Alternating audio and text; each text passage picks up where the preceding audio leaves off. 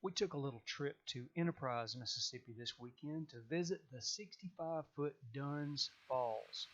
This place was built by John Dunn back in 1860. He constructed this three-frame building and ordered the machinery for the mill from Georgia. When it was delivered to the Enterprise Railroad Station, the war between the states was declared.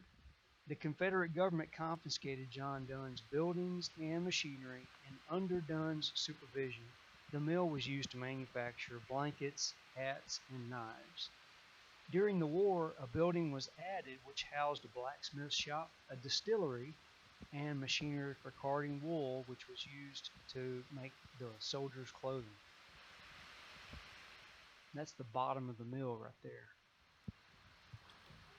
The inside of the building's full of all kind of pulleys and belts, used to transfer the power from the water wheel all through the building.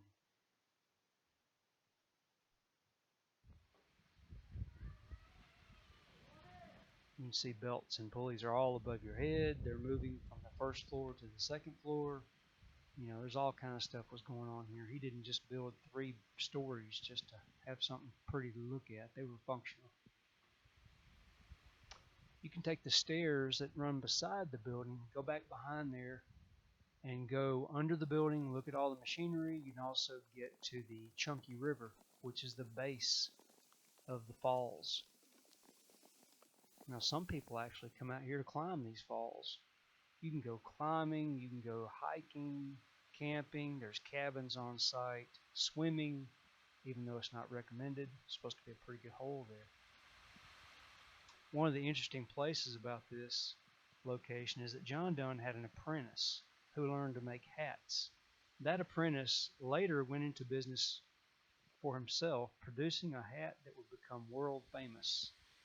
That guy's name is John B. Stetson. You may have heard of that guy. Anyway, it's a pretty neat place to look at, visit, spend a little time at. I'll have the contact information in the hours below. Thanks for watching.